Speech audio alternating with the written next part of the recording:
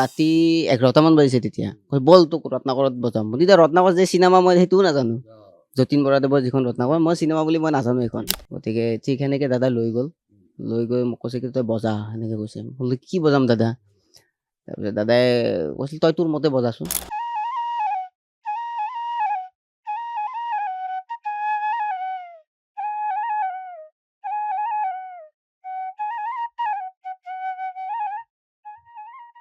মানে ঠিক প্ৰথম চান্সটো মোক জুবিন দাই দিলে ষ্টুডিঅ'ত বজোৱাৰ চান্স ঠিক তেনেকৈ প্ৰথম চান্স তেতিয়াহে মানে মোৰ মানে মানুহে অলপ গম পাইছিল যে বাঁহী বজোৱা হীৰক যে ল'ৰা এজন আছে মানে আমি যে দাদাক যে হেৰুৱাইছোঁ এইটো আমিতো এতিয়াও বিশ্বাস কৰিব পৰা নাই আৰু দাদা যে আমাৰ মাজত নাই এইটো আমিতো বিশ্বাস কৰিবই পৰা নাই গতিকে দাদাৰ গতিকে এতিয়া মানে এনেকুৱা হৈছে অনুষ্ঠান আমি পৰিৱেশন কৰি আছোঁ দাদাৰ যিবিলাক গীতত মানুহে নাচিছিল এতিয়া সেইবিলাক গীতত মানুহে কান্দে সেইবিলাক দেখিলে দুখ লাগে এনেকুৱা চব চলি আছে কিন্তু কিবা যে এটা নাই সেইটো কিন্তু সকলোৰে মানে মনত প্ৰতিটো সময়ত কিন্তু সকলোৰে মনত কিন্তু আহি আছে যে কিবা এটা আমি মিছ কৰি আছোঁ কিন্তু আৰু জুবিন দাই আৰু এইটো কথা কৈছিল গতিকে কৈছিল যে মই সকলো ইনষ্ট্ৰুমেণ্ট বজাব জানো কিন্তু মই বাঁহীটো বজাব নাজানো বহুত টান বুলি কৈছিল কিন্তু জুবিন দাই কৈছিল বহুত ডিফিকাল্ট হয় বাঁহীটো বহুত টান ইনষ্ট্ৰুমেণ্ট নমস্কাৰ অসম লাইভ 24 চাই থকাৰ বাবে আপোনাক ধন্যবাদ জ্ঞাপন কৰিছোঁ মই প্ৰিয়মজ্যোতি হাজৰিকা আজি মোৰ সৈতে উপস্থিত আছে অসমৰ এগৰাকী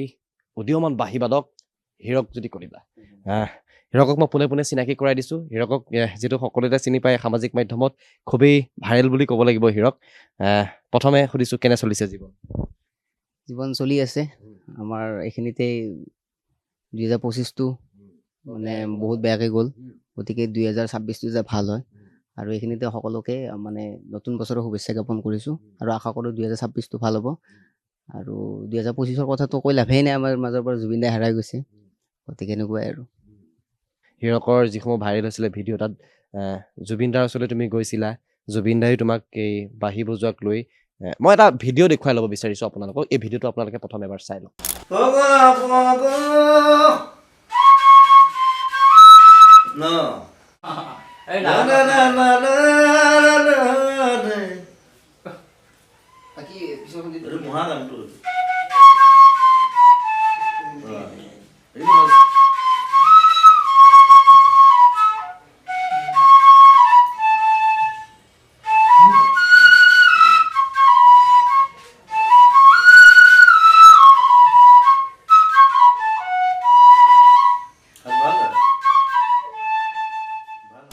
এই যিটো ভিডিঅ'টো তুমি জুবিন দাক লগ পাইছিলা জুবিন দাই তোমাক যে কৈছিলে যে ব'ল তোক এতিয়াই লৈ যাওঁ সেই বিষয়ে অকণমান কোৱাচোন সেই কথাখিনি অলপ মানে মোৰ এটা ইউটিউব চেনেল আছে ফ্লু হীৰক আছাম বুলি গতিকে আগতে বহুত ইউটিউবত মানে মই বাঁহীবিলাকৰ সুৰবিলাক মানে কভাৰ কৰি দিছিলোঁ আৰু মানে ঠিক তেনেকৈ মানে মই এদিন ভবা নাছিলোঁ মানে জুবিন দাৰ দিন জ্বলে ৰাতি জ্বলে গীতটো মই বাঁহীত বজাইছিলোঁ মই মানে ভাবাই নাই যে মানে ভাবিছিলোঁ যে জুবিন দাৰ কাষত গৈ ভিডিঅ' কৰিম বুলিহে ভাবিছিলোঁ সেনেকৈ গৈছিলোঁ কিন্তু মানুহজনক যে লগ পাম মই ভবাই নাছিলোঁ ঠিক তেনেকৈ আমাৰ জুবিন দাৰ ঘৰ যে খাৰঘুলিত যে আছিল তাত গৈছিলোঁ গৈ জুবিন দাক ঠিক তেনেকৈ লগ পালোঁ লগ পোৱাৰ পিছত জুবিন দা ক'লে আৰু ভিডিঅ'টো ৰাইজে দেখাই পাইছে কৈছে কি মোক কৈছে কিয় আহিলে মই ক'লোঁ কি দাদা মই বাঁহী বজাওঁ আপোনাৰ কাষত প্ৰথম গৈছিলা তুমি প্ৰথম গৈছিলোঁ কৈছে কি কৈছে তই কিয় আহিলি মই বোলো দাদা মই বাঁহী বজাওঁ আপোনাৰ কাষত থাকি এবাৰ বাঁহী বজোৱাৰ ইচ্ছা এটা আছিল কৈছে বজা মই বোলো কি বজাম কৈছিল আৰু কৈছে কি তোৰ নিজৰ ইচ্ছামতে বজা তেতিয়া বজাইছিলোঁ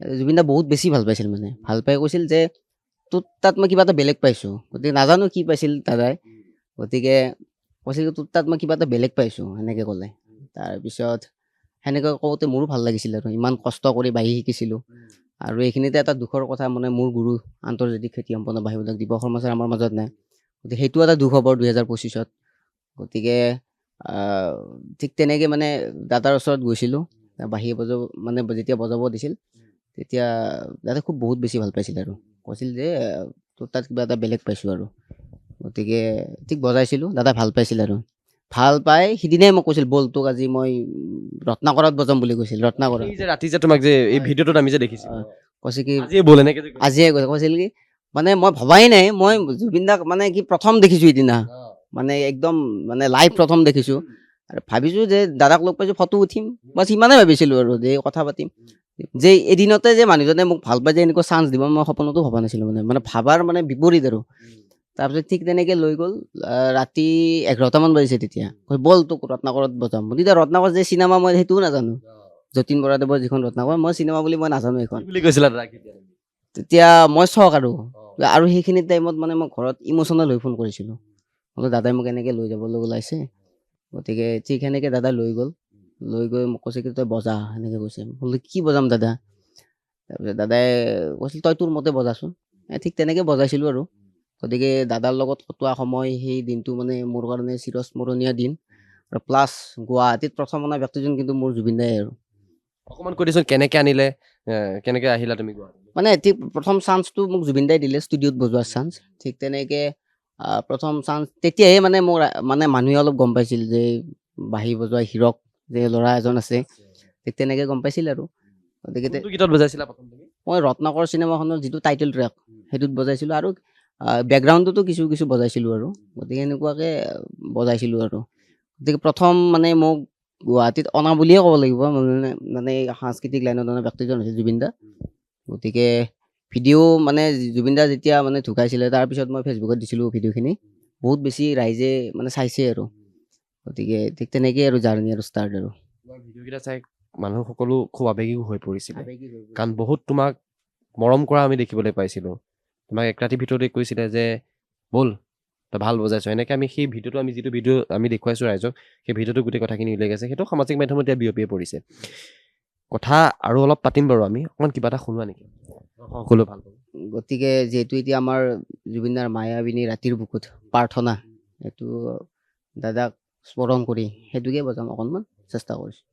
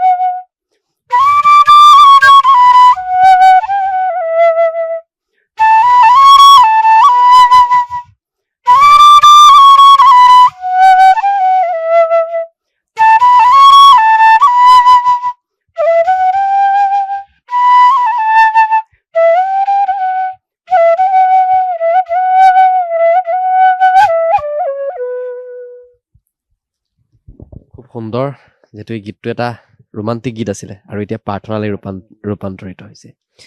দাদাবিহীন এতিয়া 4টা মাহেই খবৰ হ'ল। আজিও দুখৰ সাগৰত ৰাজ্যবাসী, সকলোৰে সেই দুখটো আজিও ওলোৱা নাই, কি ক'বা? মানে আমি যে দাদাক যে হেৰুৱাইছোঁ, এইটো আমিতো এতিয়াও বিশ্বাস কৰিব পৰা নাই। আৰু দাদা যে আমাৰ মাজত নাই, এইটো আমিতো বিশ্বাস কৰিবই পৰা নাই। গতিকে দাদাৰ যিমানবিলাক গীত আছে আমি এতিয়াও শুনো। এতিয়া মানে এনেকুৱা হৈছে, অনুষ্ঠান আমি পৰিৱেশন কৰি আছোঁ, দাদাৰ যিবিলাক গীতত মানুহে নাচিছিল এতিয়া সেইবিলাক গীতত মানুহে কান্দে। সেইবিলাক দেখিলে দুখ লাগে, মানে বহুত মানে বেয়া লাগে আৰু। গতিকে দাদা য'তে আছে শান্তিত থাকক। দাদাক কিন্তু আমি বিদায় দিয়া নাই, এতিয়ালৈকে দিয়া নাই, আমি দিব নোৱাৰোঁ। গতিকে এইটোৱে আৰু এইখিনিতে কৈছোঁ, মানে অতি সোনকালে যাতে দাদাই ন্যায় পায়, সেইটোৱে বিচাৰিছোঁ আৰু। অতি সোনকালে ন্যায় পাব লাগে, দোষী শাস্তি পাব লাগে, সেইটোৱে আৰু। যিটো তুমি কৈছাই, যিটো আমাৰ 2025টো সঁচাই আমাৰ বাবে খুব বেয়া।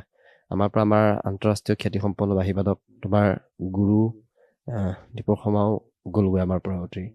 তুমি দীপক শৰ্মাক ক'ত কেনেকৈ প্ৰথমে লগ পাইছিলা?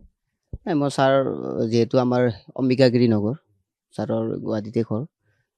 এনেইতো গাঁৱৰ ঘৰ গৰৈমাৰী বুলি কয়, নলবাৰী। মই তাত গৈ পোৱা নাই বাৰু, ইয়াত গুৱাহাটীতে মই আহিছিলোঁ ৰঙিয়াৰ পৰা। ঠিক তেনেকৈ আহি ছাৰৰ ওচৰত মই শিক্ষা লৈছিলোঁ আৰু ঠিক তেনেকৈ শিকিছিলোঁ। ছাৰক মই গুৱাহাটীতে লগ পাইছিলোঁ আৰু এনেকৈ আৰু হয়। সঁচাকৈ 2025টোৱে আমাৰ পৰা বহুত লৈ গ'ল। 2025টো সকলোৱে এতিয়া বিচাৰিছে যে 26টো ভাল হওক, 26ত যাতে এনেকুৱা অনাকাংক্ষিত খবৰবিলাক আমি নাপাওঁ, হয়নে? কি কোৱা, তুমি কি কোৱা? 26টো যাতে সকলোৰে ভাল হয়, গতিকে সেইটোৱেই বিচাৰিছোঁ আৰু এনেকুৱা ঘটনা যাতে মানে আৰু নঘটক আৰু। গতিকে কিন্তু ভবা নাছিলোঁ দেই, কিন্তু জুবিন দা যে এনেকৈ গুচি যাব, মানে আমি এইটো বিলিভেই কৰিব পৰা নাই, এতিয়া বিশ্বাসেই কৰিব পৰা নাই যে জুবিন দা এনেকৈ নাইকিয়া হৈ যাব। গতিকে এনেকুৱা জুবিন গাৰ্গৰ দৰে সত্তা এটা এনেকৈ নাইকিয়া হৈ যাব পাৰে নেকি? এইটো আমি এতিয়াও ভাবিব পৰা নাই। মানে এতিয়াও এনেকুৱা লাগে দাদা আমাৰ মাজত আছে, কিন্তু আমি যেতিয়া ভাবোঁ যে দাদা আমাৰ মাজত, কেতিয়াবা মনত আহেতো যে জুবিন গাৰ্গ আমাৰ মাজত নাই, বা আমি জুবিন দাৰ গান আকৌ শুনিব নাপাম, ষ্টেজত আকৌ আমি ষ্টেজ পাৰফৰ্মেঞ্চ দেখিব নাপাম। মানে এইবিলাক ভাবিলে মানে কি বুলি ক'ম আৰু, মানে মানে বহুত বেছি বেয়া লাগে আৰু, মানে ভাবিবই নোৱাৰোঁ মানে এনেকুৱা। গতিকে আমাৰ মাজত যে নাই, এতিয়া বিহু আহি আছে, মানে মাঘ বিহু, এতিয়া আগৰ দৰে সেই উৎসাহটো নাই কিন্তু দেখিবলৈ পাইছোঁ। গতিকে মানে এনেকুৱা চব চলি আছে, কিন্তু কিবা যে এটা নাই, সেইটো কিন্তু সকলোৰে মানে মনত প্ৰতিটো সময়ত কিন্তু সকলোৰে মনত কিন্তু আহি আছে যে কিবা এটা আমি মিছ কৰি আছোঁ। কিন্তু প্ৰতিটো সময়ত যোনে যি কাম কৰি আছে তাৰে মাজতে কিন্তু মিছ কৰি আছে যে এজন মানুহ নাই। আগতে হয়তো সেই মিছটো কৰা নাছিল, এতিয়া বেছিকৈ মিছ কৰে দাদা যে আমাৰ মাজত নাই। গতিকে এনেকুৱা যাতে এনেকুৱা ঘটনা নঘটক এনেকুৱা। গতিকে দাদাৰ কাৰণে, আৰু দাদা এইখিনিতে মোক এটা মানে ইমান ছাপৰ্ট কৰিছিল, মোক কৈছিল তই আহি থাকিব মোৰ ওচৰত। বাঁহী পৰ্যন্ত মোক গিফ্ট দিছিল দাদাই, 9টা বাঁহী এতিয়াও আছে মোৰ ঘৰত থোৱা আছে, 9টা বাঁহী মোক গিফ্ট দিছিল। আৰু সেইবিলাক দেখিলেও বেয়া লাগে, মই ঘৰত এতিয়াও খুব ধুনীয়াকৈ থৈ দিছোঁ। আৰু মানে কি আমেৰিকাৰ পৰা অনা কিবা অষ্ট্ৰেলিয়ান ইনষ্ট্ৰুমেণ্ট এটাও মোক গিফ্ট দিছিল দাদাই, কিবা ফ'ক ইনষ্ট্ৰুমেণ্ট এটা। সেইটো সেই ভিডিঅ'টো মই ফেচবুকত দিছিলোঁ, সেই ভিডিঅ'টো মানুহে বহুত বেছি ভাল পাইছে আৰু। দাদাই মোক শিকাই দিছিল যে এনেকৈ বজাব লাগে, এনেকৈ সেই কৰিবি। মই কৈছিলোঁ তই আহি থাকিবি মোৰ ওচৰত। দাদাই মোক গান পৰ্যন্ত নিজে গাই, ভিডিঅ'টো দেখিছেই চাগে, মোৰ এটা ভিডিঅ' এনেকুৱা ভাইৰেল হৈছে, দাদাই গাই আছে, মই বজাই আছোঁ যে এইটো নোট লগা নাই। আৰু জুবিন দাই আৰু এইটো কথা কৈছিল, গতিকে কৈছিল যে মই সকলো ইনষ্ট্ৰুমেণ্ট বজাব জানো, কিন্তু মই বাঁহীটো বজাব নাজানো, বহুত টান বুলি কৈছিল। কিন্তু জুবিন দাই কৈছিল বহুত ডিফিকাল্ট হয় বাঁহীটো, বহুত টান ইনষ্ট্ৰুমেণ্ট। গতিকে তই যে মানে এইটো পাৰিছ, এইটো মানে তই ভালকৈ সেই কৰিবি আৰু, মানে চৰ্চা কৰিবি, তো ভাল হ'ব, এনেকৈ আশীৰ্বাদ দিছিল। গতিকে এতিয়াই ভাবোঁ যে ভগৱানৰ কাষত যে এনেকৈ বহি আছিলোঁ, মানে এতিয়া ভাবিলে কিন্তু ডাঙৰ কথা, এগৰাকী জুবিন গাৰ্গৰ দৰে এগৰাকী শিল্পীয়ে তোমাক তেনেকৈ। আৰু মই সেনেকৈ কৈ থৈ গৈছোঁ আকৌ মোক এই গুৱাহাটীত, মোৰ ঘৰ যিহেতু ৰঙিয়া, যিহেতু আমাৰ প্ৰায়বিলাক কাম গুৱাহাটীতে চলে। গতিকে সেনেকুৱা মানুহ এজনে মোক প্ৰথম গুৱাহাটীত আনিছিল। গতিকে মোৰ কাৰণে মানে বহুত, মানে মই লাকি বুলিয়ে ক'ম আৰু, মানে যে দাদাৰজনে মানে দাদাই মোক আনিছিল বুলিয়ে ক'ব লাগিব। গতিকে ভগৱানৰ সান্নিধ্য মই বহুত বেছি ভালকৈ পাইছিলোঁ, মানে ভবাতকৈ বেছি ভালকৈ পাইছিলোঁ। গতিকে আছে দাদাৰ লগত এতিয়া, আছে যে এতিয়া অকল ভিডিঅ' মই ইমান মানে প্ৰথমতে ভিডিঅ' কৰিছিলোঁ, পিছত আকৌ ইমান ভিডিঅ' কৰি থাকিব মানে ভালো নালাগে, দাদাই কিবা গালি পাৰি দিয়ে নহয়। গতিকে নেকি তেনেকৈ গালি? গালিটো দাদাইতো এনেকৈ মানে কি বুলি কয়, যেতিয়া আমি ইমানবিলাক ভিডিঅ' মানে ইমান ভিডিঅ' ফটো চটো ইমান ভাল পোৱা নাছিলতো, মানে এনেকুৱা লাগে ধেমালিকে গালি পাৰে। ধেমালিকে মানে কৈ দিয়ে আৰু কিবা কিবি কৈ দিয়ে, ইয়াত এতিয়া ক'ব নোৱাৰিম বাৰু মই। গতিকে এনেকুৱা আৰু হ'ব, সেই আমি অফ কেমেৰাত পাতিম বাৰু। বাকী যিহেতু হেৰি, সেই যে 19 ছেপ্টেম্বৰত আমি খবৰটো আহিছিলে ছিংগাপুৰৰ পৰা, সেই বেয়া খবৰটো, সেই সময়ত তুমি ৰঙিয়াতে আছিলা নিশ্চয়? মই কঁপি আছিলোঁ সেই সময়কেইটাত। কেনেকুৱা পৰিস্থিতি? মই ওলাই আহি মাক কৈছোঁ যে জুবিন দা নাই, মায়ে কৈছে কি জুবিন গাৰ্গ নাই, সেনেকৈ কৈছে বোলো। তেতিয়া মই কঁপি আছিলোঁ, মানে মই কথা ক'ব পৰা নাই, কি হৈ গ'ল মানে ভাবিবতো পৰাই নাই, মানে মই মানুহটো কঁপিয়ে থাকিলোঁ আৰু অলপ সময়, মানে এনেকুৱাকৈ মানে বেয়া লাগিছে আৰু কি ক'ম আৰু। কিন্তু মানুহজন যাওঁতে খুব সুন্দৰকৈ গুচি গ'ল, আহোঁতে যে নিথৰ দেহ হৈ যে গুচি আহিবতো, মানে এইটো কোনেও ভবা নাছিল। গতিকে এনেকুৱা কথা আৰু এইখিনিতে আৰু এটা কথা কওঁ, আমাৰ জুবিন ক্ষেত্ৰ বুলিয়ে কৈছোঁ, এতিয়া এইটো জুবিন ক্ষেত্ৰ যিহেতু এতিয়া আমাৰ মন্দিৰলৈ ৰূপান্তৰিত হৈছে, তাত মই এমহীয়া অনুষ্ঠান এটা আপোনালোকে দেখিছিল চাগে, যে বাঁহী যে বাজিছিল 200 বাঁহী বজাকে যে।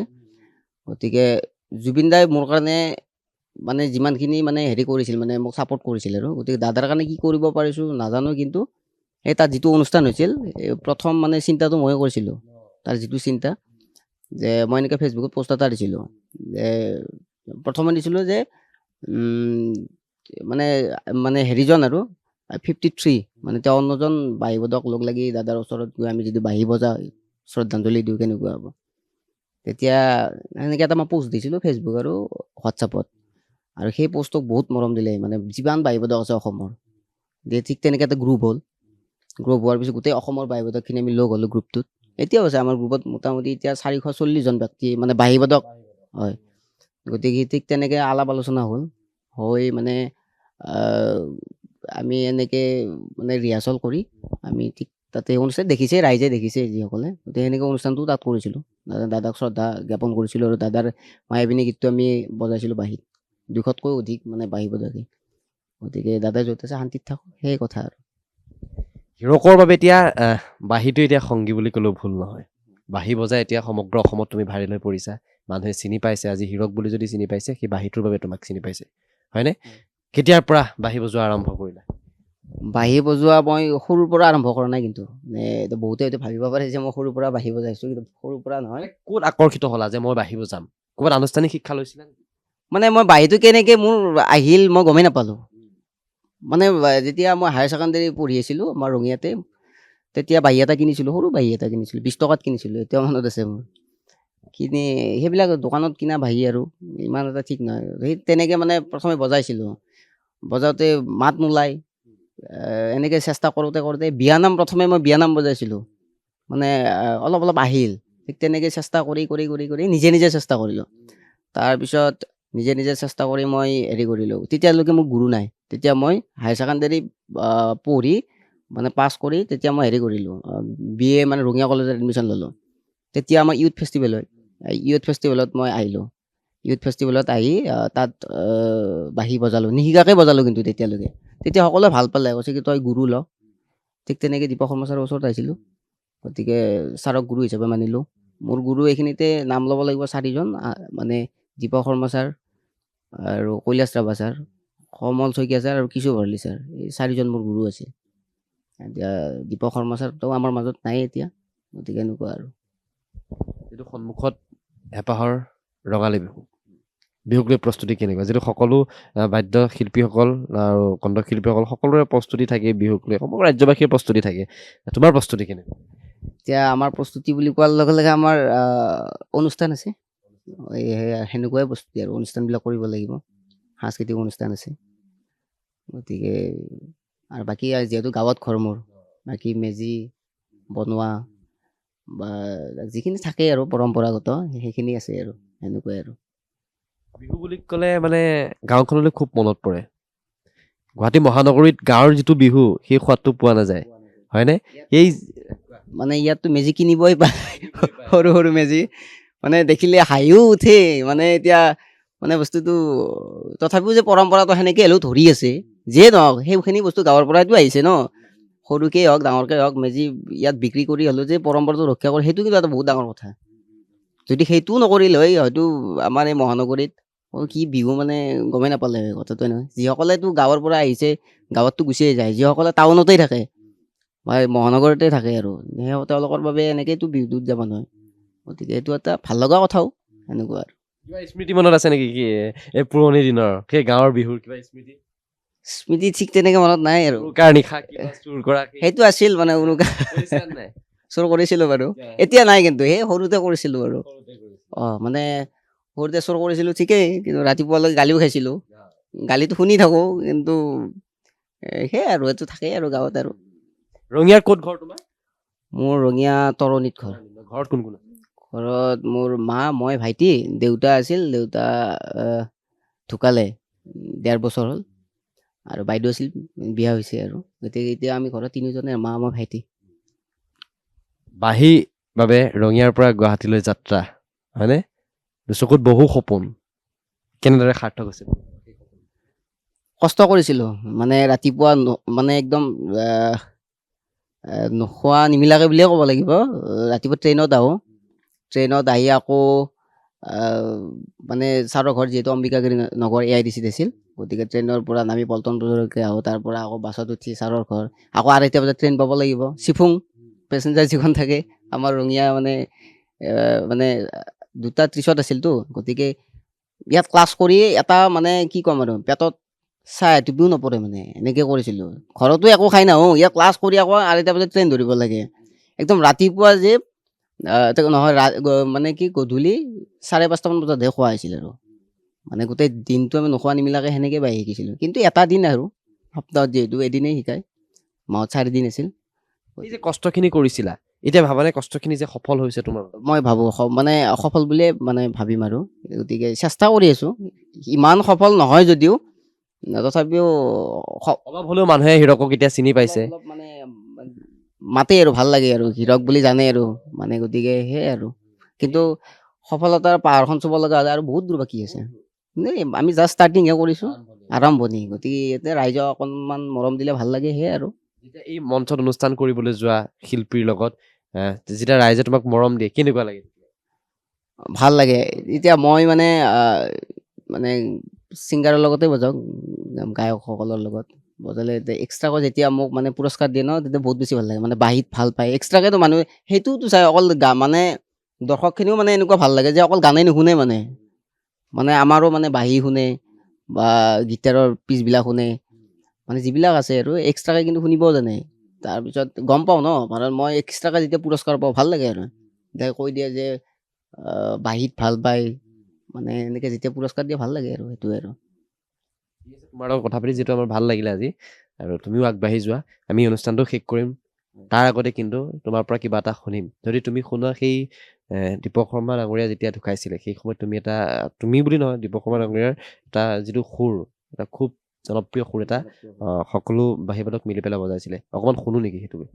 সেইটো মানে কি ছাৰে তাত মানে ট্ৰেডিশ্যনেল যিটো আমি বিয়া সুৰ, সেই দুয়োটা মিক্স কৰি এটা সেই কৰিছিল। গতিকে সেইটোকে অলপমান বজাই দিছোঁ ছাৰক মানে স্মৰণ কৰি আৰু।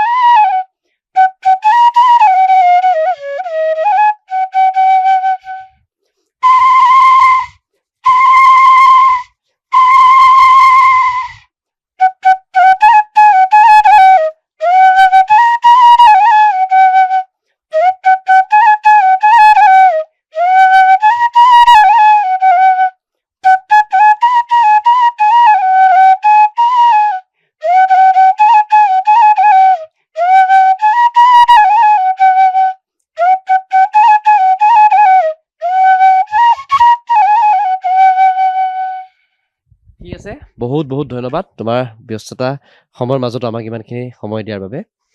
প্ৰিয় দৰ্শক, এয়াই আছিল আপোনালোকৰ মৰমৰ বাঁহীবাদক হীৰকজ্যোতি কলিতা। আৰু আজি আমি বহুখিনি কথা পাতিলোঁ, জুবিনদাৰ বিষয়ে আমি কথা পাতিলোঁ, আৰু হীৰকৰ বাঁহীৰ সুৰো আমি শুনিলোঁ। হয়তো আপোনালোকেও সেই সুৰ শুনি নিশ্চয় মন্ত্ৰমুগ্ধ হৈছে।